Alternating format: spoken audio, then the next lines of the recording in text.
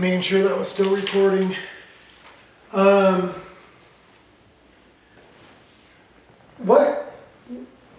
what about farming? What tasks, jobs, what about farming did you enjoy? What was your favorite parts of farming? I like machinery. Huh. That was the big thing, I suppose. And when I got out of the service and started farming, I wanted to add acreage, and so I rented the Illahee course, golf course over at Roberts over. That's right. Huh. And it was only 5 years. It seemed like 10 or 20. Yeah. But because it was really a long drive, Yeah. getting machinery over there and everything. That was really crazy. It seemed to me like. I mean, it seems to me now. What did you grow over there, Jerry? Was it corn and stuff, or was it grain? What? What crops did you grow over there? Oh, I actually had alfalfa, half of it or Oh. more, and then had sweet corn there, and, barley. I think it started out with barley,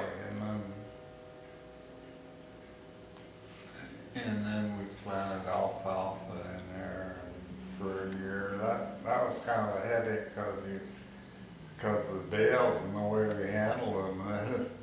There's a lot of bale handling and stuff to do. Hmm.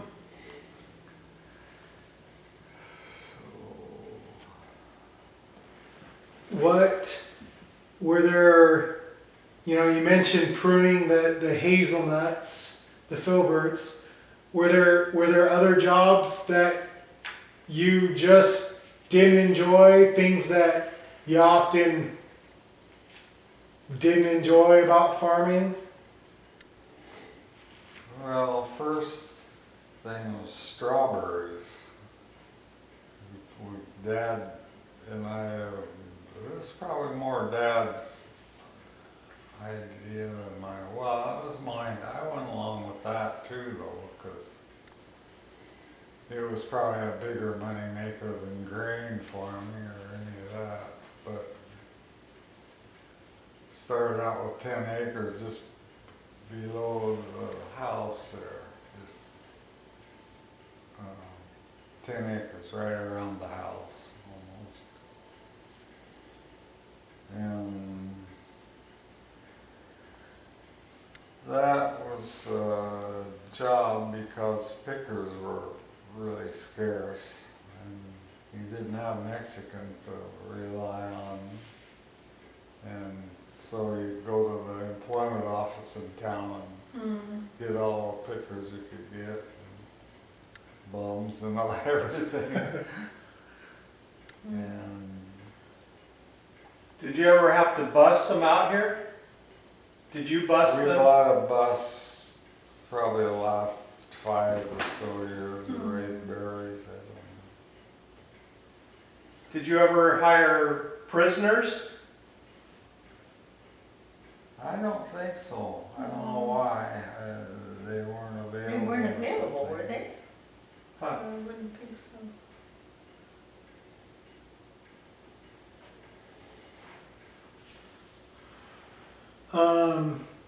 Talk to me a little bit about the ebbs and flows of farming. Kind of what were some of the good years that you remember in farming, profitable years?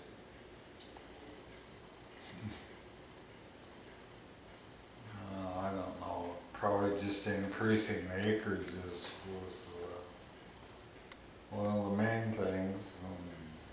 And always looking for something to rent or.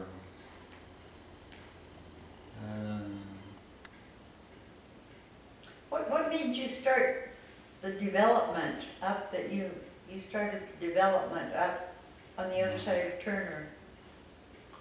Yeah.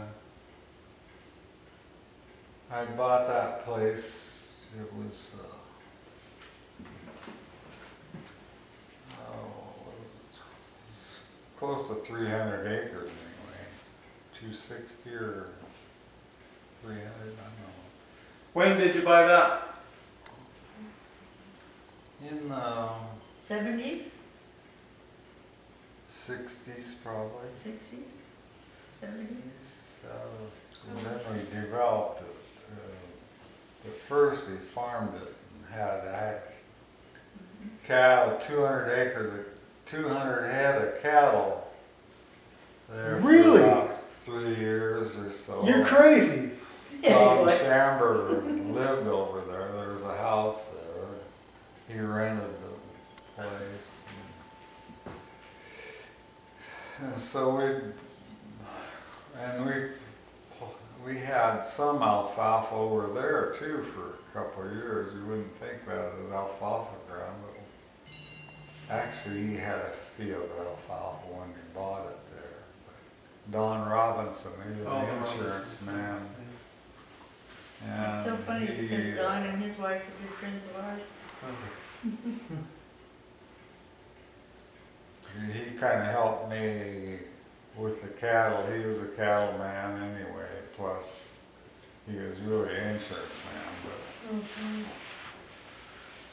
But Is that a good money maker, cattle or I not? don't think so. Okay. I don't know that we ever lost much at it, but then didn't make too much off the cattle. I only did that for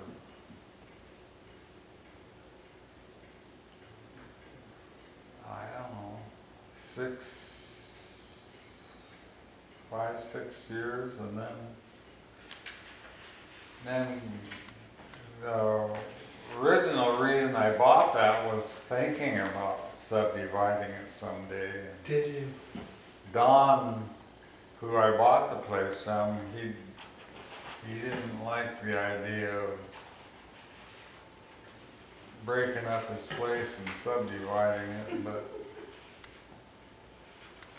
I guess he must have approved it then, because we were still friends still after I got started. Then they moved away there too, so. But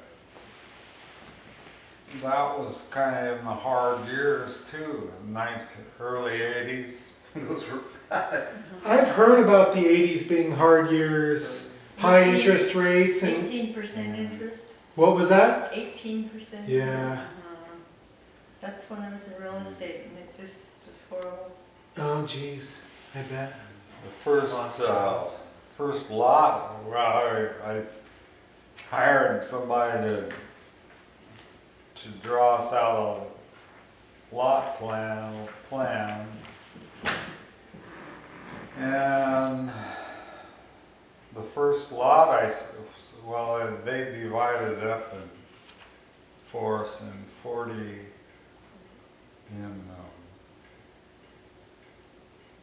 acre, let's see, 40 lots. That was the first, no, yeah, 40 lots, 230 acres, and they divided it in half about. And we had approval from the county, and we had all that ground on the upper part. They said that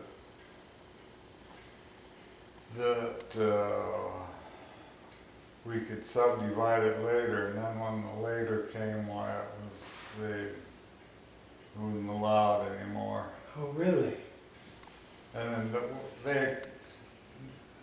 we had it on a plan too, and somehow the county didn't have a plan. And so we had to get by keeping open land like that. We bought Did that it. get, Divide 100 acres or did acres. that get tangled up it seems like the EFU zoning came in the 70s, didn't it? No, it's earlier. It wasn't very much earlier, because, I babbled it a little bit up here. It was I think it was in 62 or something like was that early? When it first came in, it was 40 acres, it wasn't 80. that. Oh? Hmm.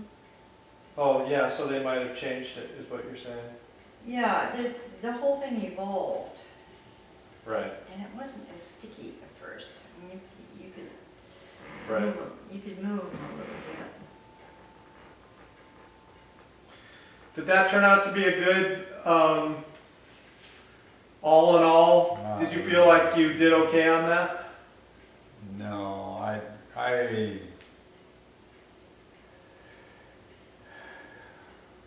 we made just a little bit of money off of it, I think the kids got about 5,000 or something from Yeah. I remember paying taxes on it before getting money from it.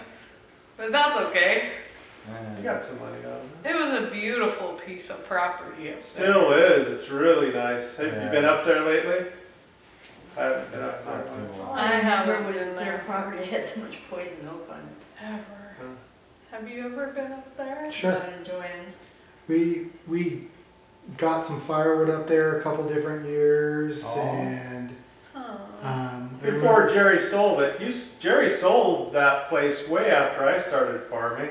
yeah, I mean, I remember being up there. That was Right. Really? We used to, well, I think I remember burning up there one year and Yeah, yeah, we only did it a couple of years, I think, or so. didn't Paul Roth and Stan Herr live up there in that house too? Craig and Right. Denise And did. Craig and Denise before Clark that. did, Oh, I didn't know that. Wow. Really? He took care of the, the cows and stuff. yeah. Craig took care of the cows.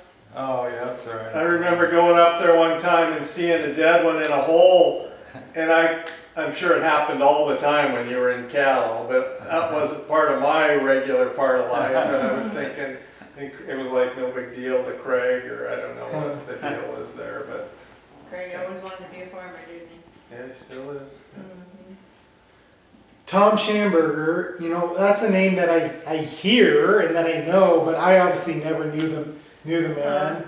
When did he farm with you, and why? And tell me about Tom. He stopped in. When that was, probably, hasn't hardly been a year, I don't think, ago. And he's over in Eastern Oregon now, and he's one of the heads of the highway department there. Hmm. Yeah, but that wasn't his question, honey. How old is Tom? I thought Tom was He would have was been in high retired. school when I first hired him. Yeah, he's older than Dad, than us. He's a See, lot I older would've- than me. The stories that I've heard, I always figured he was the same age as Grandpa. Oh, no. Interesting. And so, No, he's probably 68 or. He probably is. Yeah, and so he, Yes, that you, guy that stopped here, whose wife had left him? yeah, I don't know who left who. Oh, well, yeah, that's so his that, story. and then he got remarried, and so you hired him out of high school, Jessica was the daughter. or just about out of high school. And how long did He he? Long worked when for he me stopped here, summers wait, for about Jerry, 3 like, years, I think. Oh, right. In the way I strawberries thought. I and don't know. I starting don't in know the anything. spring and through the, he is a good worker, really good worker. So you're talking like probably mid-70s or early 70s or Huh. mid-70s maybe that he started working for you. And Probably early I 70s. remember it here. Yeah, because I had the You know, I was just standing place there. over there in the 80, Mhm. Okay. Really friendly. And how long did he, how long did he farm with you? When did he leave the farm? I don't know, 8 or 10 years, I guess. And then Oh, he okay. just, we got the, I don't know, I was probably one of the first ones to have a semi truck around. And Tom got started hauling stuff that he liked trucking so well, and he finally ended up, well, same with Neil Butler. He quit me to haul, to go hauling, and that long haul didn't last too many years. I didn't know Neil Butler worked for you. Yeah, he was a good worker too. And Henry. And Henry did too. Tim Hansen. Tim Hansen worked for you. Mhm. Who didn't, apparently. Who else? Who were some of the other local people around here that you hired? Paul. Paul, sure. Ewicks, both Ewicks. And Chris and Brett Buick. Huh. Do you know them? I don't. They worked, when I was Oh. farming, they worked, yeah. Yeah. And Mike Roth and Matt, Sure. Mike's buddy, Matt. Yeah. You might have even worked with him. Oh, I worked with Mike and Matt and Sean Hansen and Yeah. all those guys. Jason Fletcher. Okay, Jason For a Fletcher was the couple, generation 2 or 3. before, was the group before me. That was the Mickey Boothman, Tim Butler era, Yeah. those probably. hooligans. And that's about when Tim Nagel worked on He the, just came one year, yeah. worked on the farm Just, for a year. yeah. I haven't seen the Ewicks for, his brother Brett. Brett was the older one and Chris was the younger one.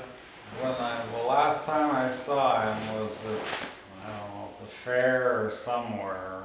Huh. And, he just, and I hear it from the other Ewick. Chris. Chris, yeah, too.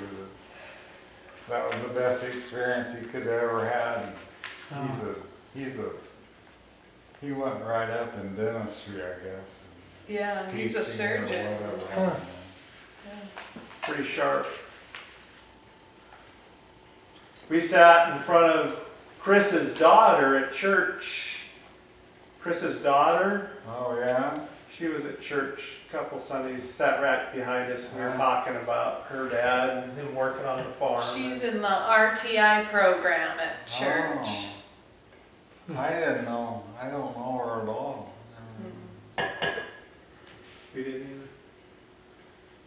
When you look back over your time farming, are there any decisions that you made that you say, oh, that was a good decision to do that or to try this? Are there any? It's kind of a hard question, but kind of decisions that kind of changed the course of the farm, or I'm sure there were, but I don't remember too much about that.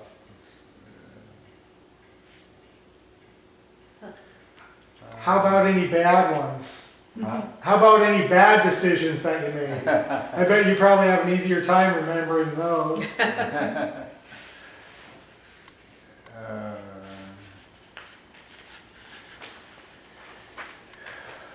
Well, I thought when I bought the Robinson place, that might have been a bad decision, but it, kind of all turned out as fairly decent experience. You could have only found a good well up there. Yeah. Yeah, That I was- drove a lot of, I think I That drove whole- 50 some wells. No way. But there was only about, they all had 5 gallon a minute maybe, Wow. or some a little more, but most of them were down about 5 gallon. How, And do a you couple remember of how them deep, were disasters, they didn't even have any water. do you remember how deep you were, honey? They what? Do you remember how deep? Oh, up to 500 feet deep. Well, My word. friends of ours built up there and I know they had a terrible time. I asked Jeff today if there's any questions I should ask you, and he came up with a couple things that I hadn't heard about the farm. He told me to ask you about a time you were picking beans at night over up by where David Stephens is, and a station wagon came off the road. A Jeep. So he didn't tell me much of the story. He kind of left me on a cliffhanger. What's that story about? Well, they were out searching for we were picking their marijuana. They had marijuana planted in the beans.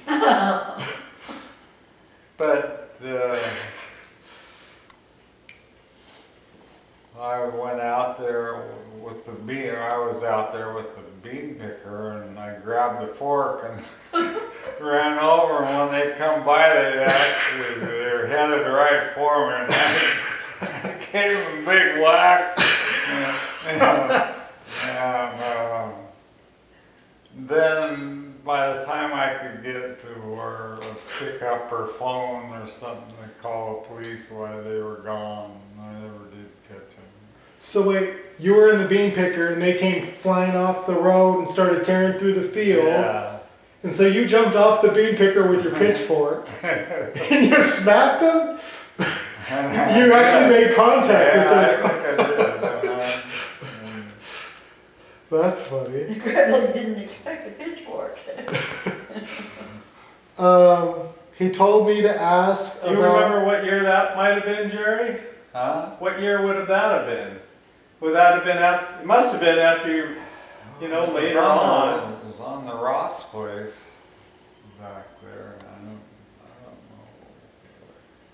You had Jeff and Karen were probably kids at that time, or little kids maybe, or do you remember? Karen, do you remember the story? I'd say they were in high school. Mhm. So that would have been in the 70s, Mhm. 75, 70, yeah. Actually, 72 to it wouldn't have 75. been high school color. Jeff would have been, I'd had him on the bean picker. Could have been We might have been young, late 60s. 12 or, Tell me about your combine fire. Which one? Oh, is there multiple?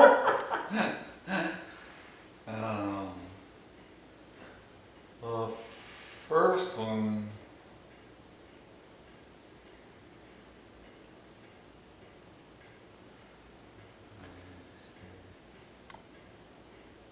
one, my dad caught one on fire and it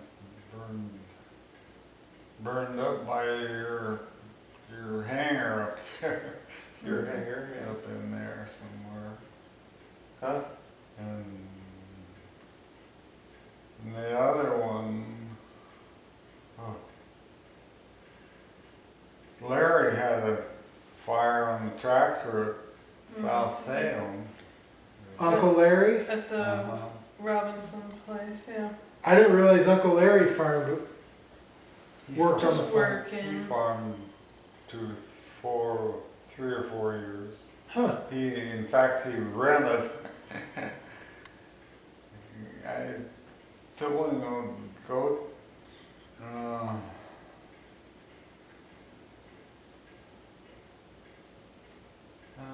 Something about negotiating the Ross place.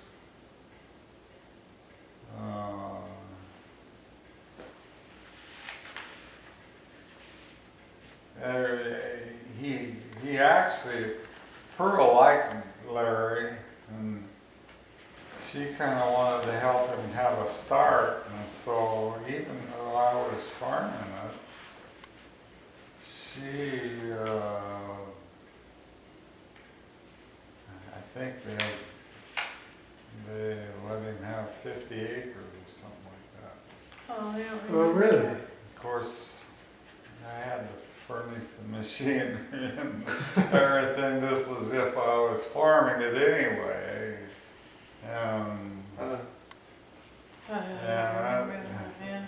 After a while, it just kind of didn't go well with me. So anyway, we terminated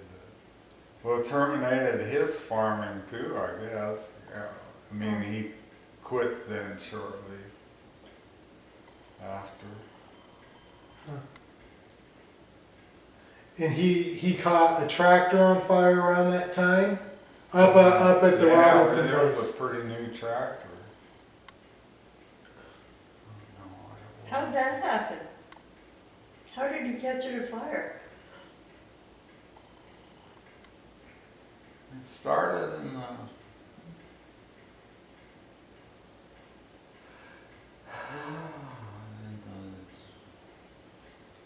battery compartment or something. I don't know how it happened. Mm-hmm.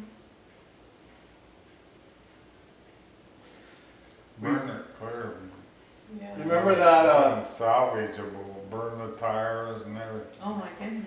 remember that, so when we started farming blueberries, we bought an old Ford Selectomatic. Remember the Selectomatic tractor, the Ford one?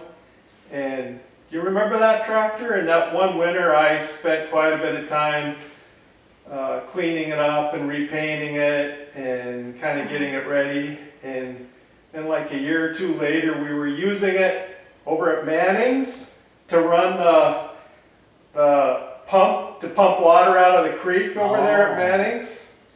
And someone went back over there the next morning, and all that was left was it was char. It was gone. It caught was just fire? gone. It caught fire. Oh, And pumping water out of the creek, it caught fire. I don't remember. what are the odds? It was gone.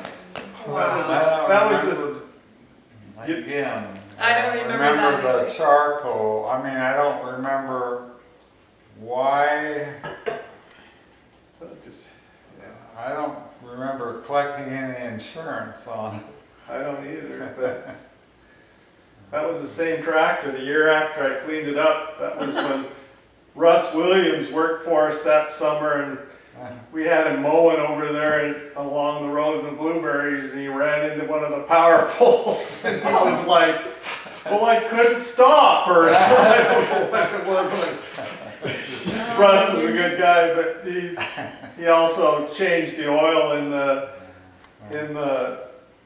we had him changing oil in one of the trucks, and he drained the oil out of the transmission and added oil into the engine. So we had too much oil in the engine and no oil in the transmission. We lost the thing going out to Staten with a load of beans. I remember that. We lost the transmission. Oh my goodness. That's the kind of help I had. Yeah. Jeff wanted to ask me, wanted me to ask you about the dog that got plowed under. The what? The dog that got plowed under? Yeah. Well, he would. I've had more than one dog that would like to run in the furrow, and they like to run ahead of you in the furrow Okay. when you're plowing, and somehow I ran over him. Do you remember which dog it was? Yeah. I remember that. Do you remember which dog it was? What kind of dog? It was a collie. Huh? Yeah. The way Jeff described it, because I asked him, the dog lived. Oh, did he? I Yeah. don't really recall picking up a dead dog out there either. He says it maybe I didn't ask him because I wanted to save the story for tonight, but the dog might have lost a leg or something, but you're not ringing a bell? I don't think so. Huh. Lost his, we had one that lost his tail in power takeoff. Not Morgan. auger. Auger. Morgan, right? Yeah. In which one? Which auger? The grain bin? Take off on the tractor? Yeah, thing was spinning in there, around in there, and caught his tail. It was terrible. I don't know if I even took him to the vet. It was horrible. Just rip the darn thing He off came or what? screaming up to the patio, The dog just yelping. It was so terrible. What'd you do, just wrap it up with Vaseline and a Band-Aid or something, or a Band-Aid or something? No. That's what Dad did with the cow that got tangled. I don't remember how she got her tail pulled off of you. Lots of Vaseline and Band-Aid. Jeff told me it was the first thing that Jeff told me to ask about, and it's the last thing I'll ask you about. He said, ask him if he remembers Emil Ped. Oh God. Emil Ped? Oh, sure. Who's Emil? He's an older man that used to farm with probably my grandpa. He probably knew my grandpa, or probably worked for him or something. He lived in the area and just kind of lived off of the land, and he'd come every summer and glean, whether it was gleaning or what. Whether it was gleaning or taking your crop Or away. just he picking. He was a good man. He He loved was- the Lord. Yeah, He loved the Lord. he would praise the Lord wherever he was. Huh. He used So to go you to know- he used to go to the state fair and hand out cards and tracts, and he talked. Every time I saw him, he always